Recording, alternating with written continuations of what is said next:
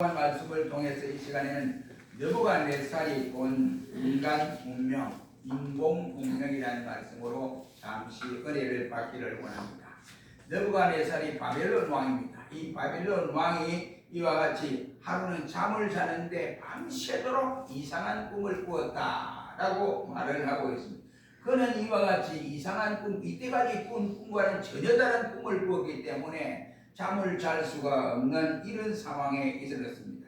그는 이와 같이 굉장히 이상한 꿈이었다라고 말을 하면서 그날 아침에 깨어나서 신하들에게 빨리 주위에 있는 박수들과 무당들과 박사들을 다 불러오너라 라고 전국에 엄명을 내려서 그들이 왕 앞에 모여들기 시작을 했습니다. 내가 어제 저녁에 이상한 꿈을 꿨는데 이 꿈을 해석해 오너라. 만약에 너희들이 이 꿈을 해석하지 못하면 전부 죽여버리겠다라고 명령을 내리기도 했습니다. 이때 이 술객과 박사들과 이와 같은 무당들은 저 대관절 그 꿈에 대한 내용도 말씀하지 않고 왕이 해도 너무하지 않느냐.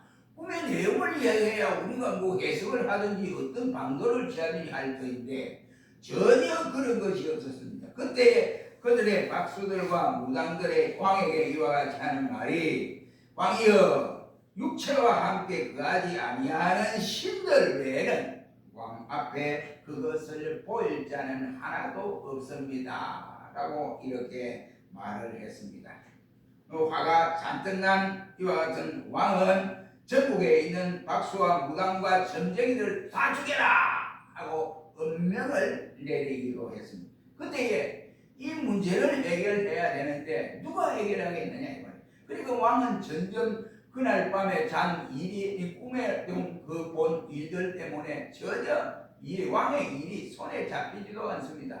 그때 한 신하가 왕이여 한 사람이 딱 있습니다. 옛날에 우리가 이와 같이 저 바벨론으로 포로를 잡아올 때 유다인 가운데에 한 사람이 있습니다. 그 사람이 누구냐? 그러면 다니엘입니다. 그걸 불러라. 다니엘이 왕 앞에 불리고 갔습니다. 왕이 그가 이와 같이 이 그날 밤에 꾼 그 신상을 통해서 왕이 말도 하지 않았는데 다니엘은 분명히 말씀을 하고 왕이 큰 신상을 보았는데 어떤 신상을 보았느냐?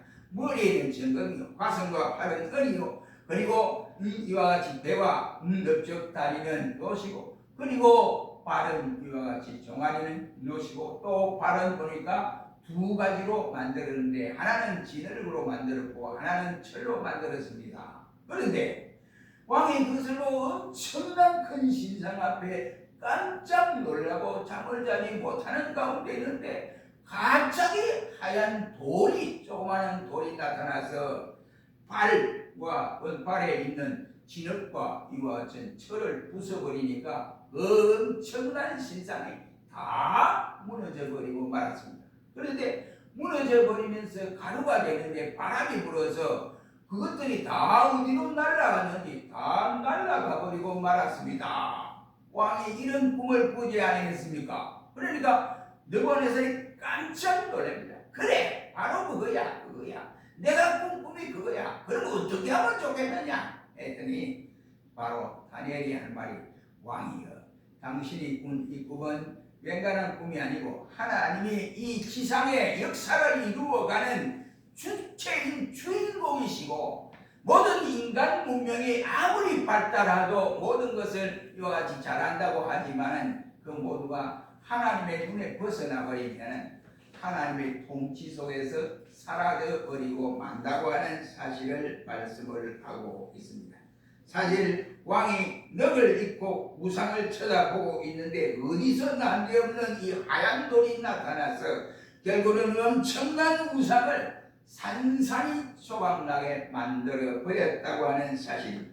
그리고는 그 자리를 보니까 이제는 그 우상이 없어져 버리고 우상 주위에 뭐가 있나 보니까 그 하얀 돌이 조금씩 쌓였더니 그것이 태산같이 많아지며 전 세계에 퍼지더라 라고 말씀을 하고 있었습니다.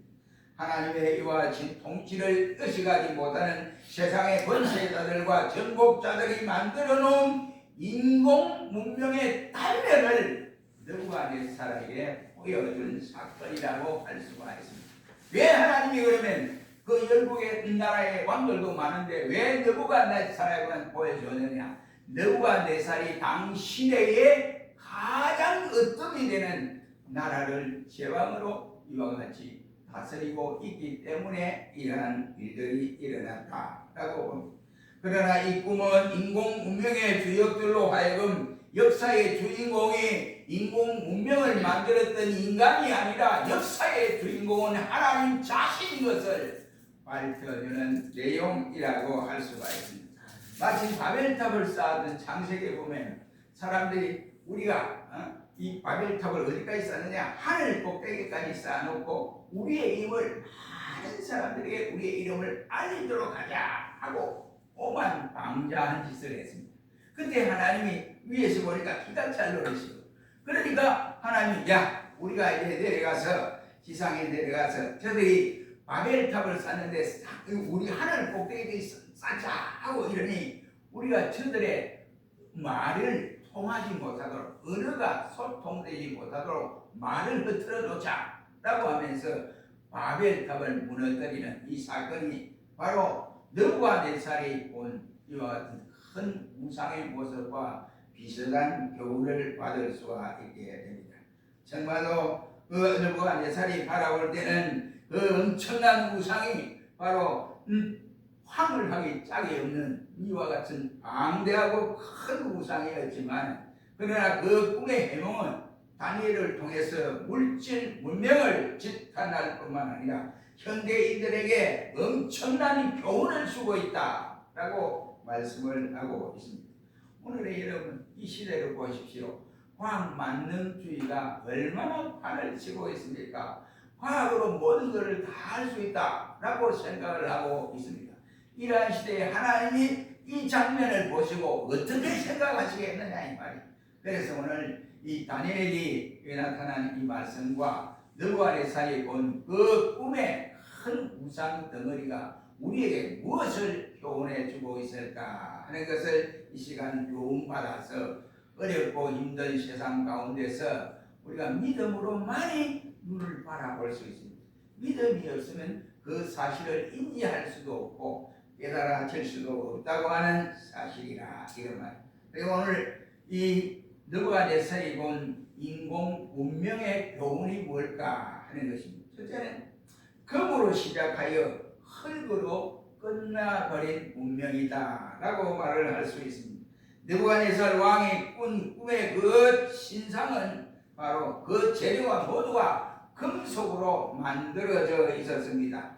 당시대에 이와 같이 말을 하면 4대 국시대, 다시 말하면 4대 제국을 상징하는 내용입니다. 그것은 바벨로니아로부터 로마, 그리고 헬라, 그리고 페르시아와 같이 이 4제국들을 여기에 상징해 주고 있습니다. 그럼 첫째는 적금으로 된 머리는 바벨론을 상징하고 있다라고 할 수 있습니다. 고대 바벨로니아의 찬란한 문명에 바로 전금과 같이 빛나고 있던 시대라고 할 수가 있습니다. 느부갓네살 왕의 권력과 영화는 극치에 달하는 모습이 금과 같이 표현하고 있고 두 번째는 은으로 된 가슴과 팔은 메데파사를 여기에 상징해 주고 있다라고 할 수 있습니다. 이 나라는 일찍부터 세상 어느 나라도 은으로 돈을 만든 나라가 없는데 오늘 우리처럼 동전을 만들어서 이와 같이 돈으로 사용했던 나라라고 할 수 있습니다. 은으로 돈을 만드는 일에는 저들이 어느 나라도 생각할 수 없었는데 메데파사가 이와 같이 은으로 돈을 만드는 시대입니다. 그래서 그들은 은을의 모습으로 보여주었습니다. 그다음 세 번째는 노스로 된 뼈와 넓적 다리는 바로 헬라 문화를 나타내주고 있습니다. 이것은 곧 히브리 문화라고 우리는 표명하고 있습니다. 일제히 우리는 알렉산더 대왕이 이 노스로 무기를 만들어서 이와 같이 사용했으며 이루어놓은 히랍 문명의 영광을 노스에 비유한 사건이라고 할 수 있습니다. 그리고 마지막에 철로 된 종아리는 이 로마를 상징합니다. 로마가 철과 같이 강한 나라가 되어짐을 말씀하고 있고 로마 나라의 잔인하기가 철과 같이 이와 같이 무자비하다 하는 것을 담고 있습니다. 그런데 이 신상의 머리가 정금과 가슴과 그리고 철과 같이 무서워졌다라고 했습니다. 이 신상을 보면 가슴에 이와 같은 은으로 되어 있고 배와 넓적다리는 노수로 되어 있고 종아리는 일부는 철이요 일부는 진흙으로 구성이 되어 있다라고 말씀을 하고 있습니다. 처음보다 가면 갈수록 가치가 떨어지고 저는 머리에는 금으로 되었다가 발끝에는 진흙과 그리고 노수로 이와 같이 되어졌다라고 하는 사실입니다. 점점 약하여져 갔다라는 말이 되겠습니다. 처음 부분인 정금만이 머리가 통일이 이루었고 그 다음에 은부터는 이와 같이 점점 나라가 이와 같이 쪼개어지는 2배 이상 합쳐서 만들어진 모습들을 보면서 마지막 이 나라가 어떻게 되어질 것인가 하는 것을 우리에게 깨닫게 하는 내용이라고 할 수 있습니다. 시작은 정금같이 찬란하게 시작이 되어졌지만 날이 가면 갈수록 쇠퇴하여지고 그리고 결국은 흙과 같이 허무하게 끝나버리고 만다고 하는 사실입니다. 이는 인간들이 경영하는 세상 일의 결국이 모두가 다 이러하다 하는 사실을 우리에게 알려주고 있습니다. 이는 곧 겨자씨와 같이 작게 시작해서 크게 결과를 맺는 기독교의 역사와는 정반대로 대조를 이루고 있는 사건임을 볼 수가 있습니다. 이름 없는 나사렛 예수 그리스도를 통해서 이와 같이 유대 땅 베들레헴에 태어나서 로마 병정들에게 이와 같이 손에 죽으신 예수님이 마침내 팔레스타인과 로마와 그리고 전 세계를 지배하는 그리스도의 역사와는 비교할 수가 없는 상황이다라고 할 수 있습니다. 하나님이 없이 만들어 놓은 인류의 문명이 계속 지속할 수 있느냐? 그렇지 못하다 하는 것을 우리에게 깨닫게 합니다. 하나님이 빠진 그 자리에 인간 세력으로 인간의 두뇌로 만들어 놓은 인류 역사는 마지막 종착역이 있다고 하는 사실을 우리에게 깨닫게 한다 이란 말입니다. 두 번째는 무력한 기초 위에 세워진 문명이기 때문에 그렇습니다. 펜실베니아에 보면 대학의 요즘 몬트 고멜이라고 하는 이 고고학 박사는 이렇게 표현을 했습니다. 우상의 발에 진흙이 섞여 있었다는 것의 말에 대해서 이 진흙은 바로 진흙을 원료로 만드는 것이 아니고 진흙을 원료로 만들어진 가공품이다 라고 말을 하면서 그는 기와와 그 당시에 타일 같은 것으로서 고대 바벨론에서 이것을 건축물의 장식용으로 많이 사용했다라고 말을 하고 있습니다. 보기에는 그럴듯하게 좋아 보이는데 그러나 부서지기가 아주 쉬운 이러한 연약한 재료로 만들어졌다라고 표현을 하고 있습니다. 아무튼 느부갓네살이 본 거대한 신상의 특색을 정금과 은과 같이 값진 물체와 꿀이나 강철 같은 견고한 물체로 만드는 반면에 그것이 가장 약하고 부서지기 쉬운 흙으로 신상의 기초 부분인 발을 만들었다라고 하는데 문제가 있다는 말이 되겠습니다. 머리와 가슴이 크고 값진 이와 같은 것일수록 그것을 지탱해주는 다리와 이와 같이 종아리가 견고해야 되는데 도리어 종아리와 이와 같이 발이 흙으로 되어 있고 진흙으로 되어 있고 또한 이것에 이와 같이 철로 되어져 있다고 하는 사실입니다. 차라리 발과 이와 같이 발에 이와 금으로 짜져 있다고 한다면 그 신상이 견딜 수 있을 것입니다. 그러나 느부갓네살이 보고 탐복했던 그 신상은 광채로 나는 금과 은과 그리고 구리와 강철의 무서운 몸뚱이를 진흙된 발로 받쳐주고 있으니 그것이 지탱할 수가 있겠는가? 이러면 부실하다. 공사가 부실하다. 뭐가? 기초 공사가 부실하다는 말이 되겠습니다. 이 말의 본뜻은 예수 그리스도를 기초로 하지 않는 인공 문명의 모든 특징들은 바로 이처럼 넘어져 버리고 깨어져 버리고 이 세상에는 이와 같이 가루가 되어 바람에 날려가는 것처럼 아무것도 남는 것이 없다 하는 사실입니다. 대다수의 사람들은 번쩍이는 정금거리와 화려한 사슴과 팔만 보고 황홀해 보이지만 사실은 흙으로 혼합되는 발바닥을 들여다보고 예석하게 생각해야 하는데 그것을 생각하지 모르는 이러한 현상이 되어져 버렸습니다. 인간들이 부러워하는 권력이나 아니면은 인간들이 부러워하는 부귀나 아니면 명예, 이 지식이 얼마나 위대하고 좋은 것들입니까? 이것을 취하기 위해서 얼마나 사람들이 동서분주하고 있는지 우리는 눈으로 볼 수가 있습니다. 그러나 그것들보다도 무엇으로 기초를 쌓고 있느냐, 이것이 가장 중요한 문제다 이란 말입니다. 집을 지을 때도 그 기초가 단단해야 그 집이 견고할 수 있습니다.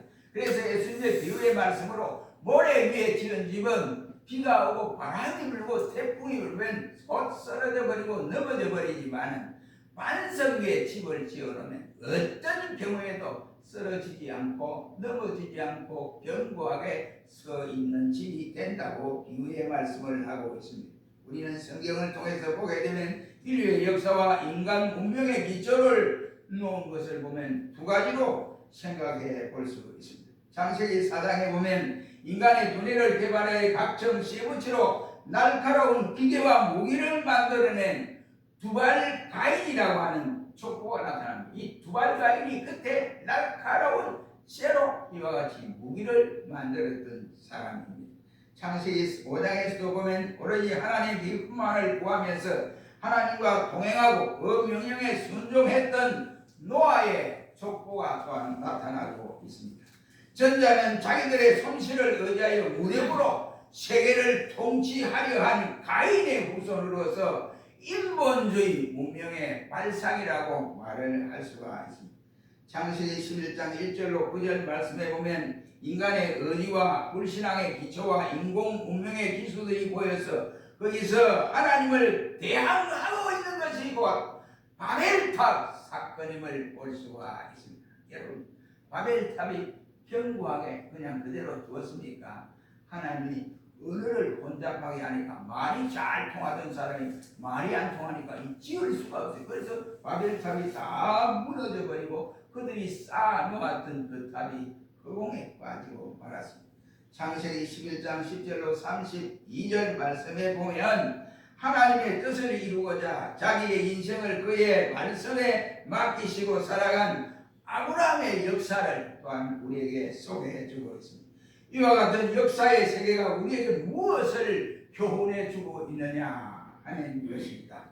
단합된 인간의 힘을 과시하던 인공 운명의 우주탑은 산산이 무너져 버렸지만 하나님의 말씀과 기초하여 하나님에게 자기 인생의 기초를 두고 쌓았던 아브라함과 그 자손들은 이와 같이 세계 속에서 주역이 되는 일을 맡아서 감당해 왔습니다. 우리는 지식이나 건강이나 재물이나 명예와 같이 행복의 조건들을 얼마나 많이 가지고 있느냐에 따라서 사람들에게 평가를 많이 받을 수 있을는지는 모르지만 그것들이 우리에게 무엇을 종래에 우리에게 남겨주겠는가 하는 것을 우리는 깨달아야 한다. 그러므로 우리의 관심사는 세상의 재물이나 세상의 지혜나 세상의 이러한 복이 영화가 아니라 하나님의 뜻을 따라 주님이 원하는 방법을 향하여 기초를 쌓고 나아가야 한다라고 생각이 됩니다. 그러므로 예수 그리스도를 기초로 하지 않는 모든 것은 안심할 수가 없게 된다는 말이 되겠습니다. 예수 그리스도를 기초로 하지 않는 모든 것은 흙과 같이 무력한 것들임을 우리는 깨달아야 한다 이런 말이에요. 매사에 예수 그리스도로 기초로 삼는 모든 일에는 이와 같이 든든하게 세워질 수 있습니다. 세 번째는 이 작은 돌, 하얀 돌이 나타나서 완전히 발로부터 부서서 이와 같이 다 머리까지 부서뜨렸다 라고 했습니다. 다시 말하면 인간 문명은 모두가 산산조각이 난 문명이 되어졌는데 그 장본이 뭐냐? 바로 하얀 돌이라고 한 작은 하얀 돌이 나타나서 그랬다고 34절로 35절에 밝혀주고 있습니다. 34절 35절 함께 읽어보겠습니다. 시작. 또 왕이 보시며 사람이 들어가자냐고 뜨인 신상의 철과 진흙에 발을 쳐서 부서뜨리매 철과 진흙과 금과 금과 부서져 여름을 가장하니 그가 되어 바람에 불려간 곳이 없어서 우상을 짓는 세상으로 온 세계에 가득하였나이다. 그 엄청난 이와 같은 신상이 그만 하얀 돌, 짱많은 돌이 날아와서 발부터 때리쳤는데 부서져 버렸는데 그 온 것이 다 가루가 돼서 바람에 날아가도 어디로 날아가는지 흔적조차 없어져 버렸다 라고 말을 하면서 그 하얀 돌이 태산을 이루었다 라고 말씀을 하고 있습니다. 우람하고 거창한 신상에 바로 이와 같이 위용은 앞에서 찬사를 보내고 있던 느부갓네살 왕은 매우 이와 같이 황당하게 짝이었고 엄청난 충격을 받았던 일임을 볼 수 있습니다. 놀라운 이 사건이 아닐 수 없습니다. 사람들은 사람의 손으로 하지 않은 뜨인 돌이 갑자기 날아와서 이와 같이 사실과 그 웅장한 거대한 우상을 이와 같이 뜨인 돌에 한 방에 박살을 내버리고 말았다고 하는 사실을 볼 수 있습니다. 그리고 우상을 부숴버리고 그 돌이 태산처럼 커서 나중에는 전 세계에 이와 같이 모두가 가득 차게 되었다 해서 그는 자기가 그동안 애써서 만들어 놓은 인간 문명의 업적들의 말로가 어떠한가 하는 것을 우리에게 보여주고 있습니다. 우리가 이 세상을 살아가면서 과학을 무시할 수는 없습니다. 그러나 과학이 하나님 없이 과학을 주장하는 이와 같은 세계라면 어느 나라도 하나님은 가만히 두지를 않습니다. 여러분, 바벨론의 느부갓네살이 페르시아 나라의 다리오 왕이나 마게도냐의 알렉산더 대왕이나 로마의 시저 같은 인물들이 모두 다 우상처럼 이와 같이 거창한 업적으로 역사를 자기 마음대로 휘두르면서 이와 같이 갔지만 결국은 뜨인 돌 한 방으로 모든 것이 다 무너져 버리고 말았다는 사실입니다. 그 신상이 아무리 거대하고 웅장해도 그것은 인간이 만들어내 놓은 바로 보안품밖에 되지 않습니다. 다른 말로 표현하자면 사람들이 만들어낸 인류 문명의 이와 같이 이 발상, 인류 문명의 표상이라고 할 수가 있습니다. 그러나 우상을 향하여 날아든 이 돌은 하나님의 손에서 이와 같이 근거를 두는 하나님 문명의 바로 주상이고 하나님 문명의 바로 표상이고 또 산돌이신 예수 그리스도를 나타내 주고 있습니다. 우리 성경은 인간의 역사의 종말은 예수 그리스도의 재림과 함께 이 세상은 모두가 다 없어져 버리고 주의 뜻대로 말씀한 그대로 이루어지고 된다고 말씀을 하고 있습니다. 그때 인공 문명의 표상이 되었던 큰 성 바벨론이 이와 같이 얼마나 비참하게 쓰러져 버리고 말 것인가를 우리에게 알려주고 있습니다. 그 자리에는 하나님으로부터 내려오는 새 예루살렘의 마지막 신랑 신부가 되어서 신랑이 바로 신부가 신랑 앞에 단장하여 선과 같이 되었다라고 말하면서 아름답게 신부가 신랑을 맞이할 이러한 단장을 하라고 말씀을 하고 있습니다. 사랑하는 성도 여러분, 오늘 이 시대를 여러분 보십시오. 인간 문명이 얼마나 극도로 이와 같이 달려가고 있습니다. 자동차도 사람이 필요하지 않습니다. 운전수가 필요 없습니다. 그래서 자율 운전을 하는 이러한 시대에 도입을 하고 있습니다. 밥도 요리를 하는 것도 앞으로 여러분 요리사가 필요 없습니다. 이와 같이 AI가 나와서 다 요리 다 할 거예요. 그뿐이겠습니까? 기가 차려서 지금은 그렇지 않습니다. 앞으로 그 시대가 나는 분명히 온다고 생각합니다. 어떤 시대가 오냐? 요즘 뉴스를 보면 앵커가 나와서 뉴스를 전합니다. 그런데 앞으로는 AI라고 하는 로봇이 나타나서 앵커 대신으로 할 그날이 분명히 온다고 저는 생각을 합니다. 여러분, 그러므로 우리가 이러한 때에 과학의 유토피아를 주장하고 과학만이 최고다고 주장하는 오늘 이 시대에 우리가 당한 숱한 사람들이 얼마나 많으냐 하는 것을 깨닫게. 하나님은 다니엘을 통해서 그 시대에 다니엘을 선택하여서 느부갓네살이 본 이상한 꿈을 바로 해석하도록 세워주셨고, 하나님이 붙잡아 서시는 사람으로서 느부갓네살 왕 앞에서 등용시켜 나아갔음을 볼 수가 있습니다. 바로 하나님은 오늘의 이 시대에도 다니엘처럼 역사를 바라보는 눈을 가진 사람을 하나님이 사용하신다 하는 사실을 깨달아야 합니다. 현세는 얼마나 정세가 불안하고 우리나라는 두말할 수 없습니다. 우리는 더구나 이 북한과 대치하고 있기 때문에 별의별 이와 같은 불안과 공포 속에 떨고 있는 경우들도 없지 않아 있습니다. 그런데 언제 북한에게 이와 같이 벌벌 떨고 이와 같이 있을 수만 있겠느냐 이러한 말입니다. 그러므로 우리는 어떻게 해야 되느냐? 인간 세계의 종말이 분명히 우리에게 다가온다고 하는 사실.